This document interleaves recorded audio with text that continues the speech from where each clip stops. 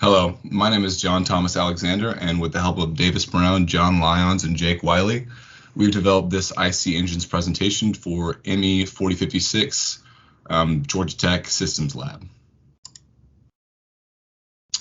With this presentation, we in the Georgia Tech Systems Lab worked with an IC engine for Generative Energy Systems Incorporated to develop and analyze their IC engine that works as a generator, a 48 volt motor that runs on propane and compressed air. The goal of this is to characterize the energy input and output of the energy system for the purpose of characterizing the parameters that go into the IC engine so that we can first understand the parameters and then optimize those parameters to get out the best model for an IC engine. Shown here on the left side of our screen is the setup we had for our IC engine. This metal block is our IC engine components, and part of that, one is a flywheel used to store rotational energy. Another one is the encoder. This is where we get the positional data out of the IC engine. We then have a force transducer, and this is how we get values for our torque within the motor. We also have the motor itself to drive the engine and to generate the actual power that we're trying to analyze. We also have the head of the engine that we have used to inject air or propane into the engine. And on the right side of our screen is the energy model that we have been using. This is the overarching equation for our analysis, where we plan to solve for each one of these variables so that we can characterize the optimal system of a motor. And this work of discrepancy term is the last step that we'll use for our model. That is the error term, and we can find that once all these other work terms are found. The first step of our analysis is to calibrate the motor.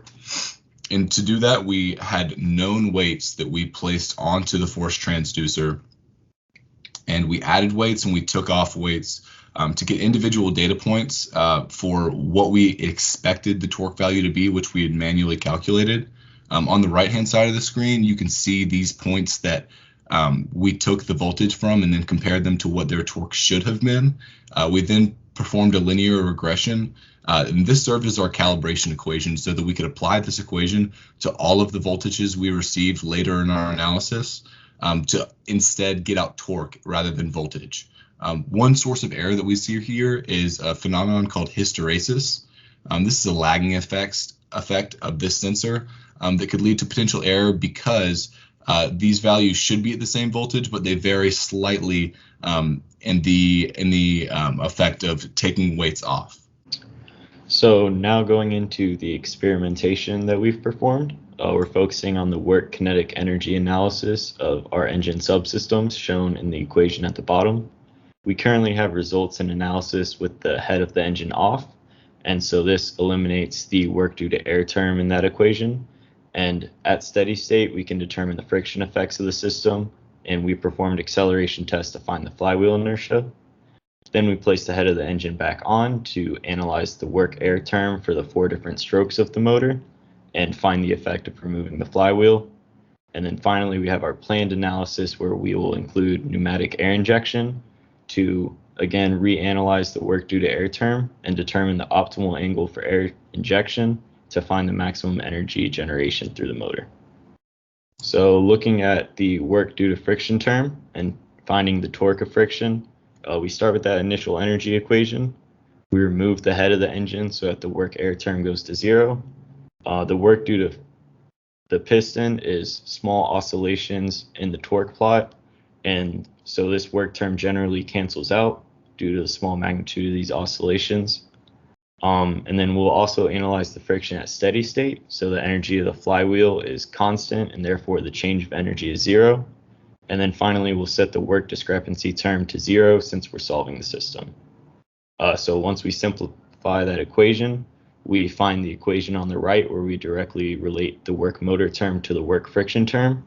And then once we have that work friction value, we can dive into that a little bit more to find the torque of friction by dividing by the angular displacement over the steady state region that we analyze this. So looking at our actual data, We analyzed the system at 3 different speeds: low, medium, and high rotational speed, and we found a torque friction term over the steady state region for each of these experiments. And then we also had another experiment at the same medium speed, but with weight removed from the flywheel to see if that had any effect on the torque of friction. And what we found is that the torque of friction was not very dependent on RPMs. So we ended up adopting the Coulomb friction model on the right, and we found the average torque was about 0.3442 Newton meters. And so then we incorporated that into our work friction term, where work of friction equals 0.3442 Newton meters times our angular displacement. And this is what we'll use to model friction for our experiment. Having found work of friction, we needed to now address the moment of inertia of the flywheel and how we could solve for that. And so ultimately what that accounted for was we just rearranged the energy equation while the system is accelerating. And so having isolated where the acceleration was happening, ultimately we were able to solve for the flywheel moment of inertia for each of the individual systems. And what's interesting, and which makes a lot of sense, is that they're all relatively close, apart from when we removed the weight itself of the flywheel. So that made a lot of sense. But ultimately, we were able to compare that with the theoretical and to find a slight difference between the two.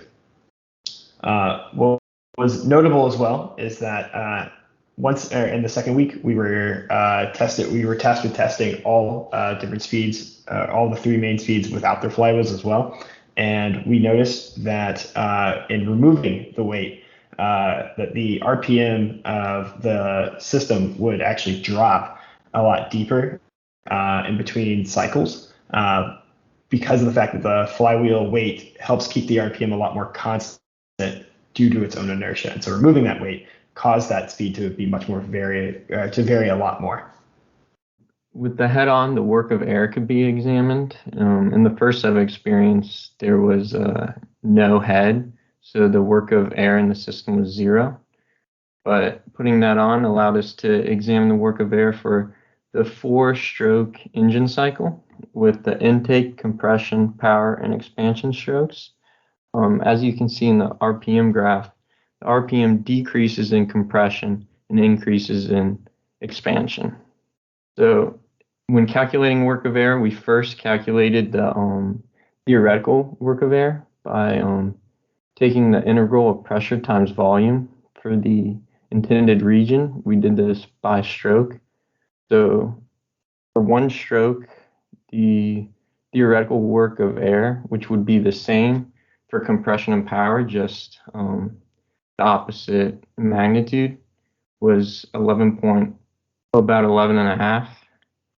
And then to calculate the experimental, we rearranged the equation and solved for what was left, because due to the experiments from the prior weeks, we had everything else accounted for: the work of friction, the work of motor, and the flywheel speeds were also given in our data. And we modeled that with the compression and stroke and power stroke models you see below. And that helped us calculate the error as well, which the work discrepancy was the difference between the theoretical and actual work of air. And then, as you can see in the other 3 leftmost columns, are some other uncertainties dealing with the motor. The next steps will be adding injection during the power stroke to examine the work of the motor to optimize the angle to generate the most power. So when the work of the motor is positive, that is when it is adding kinetic energy to our flywheel and outputting the most power. And the injection window angle will change that. And so right now we project our ideal injection window will be centered around the max torque angle for optimal power generation.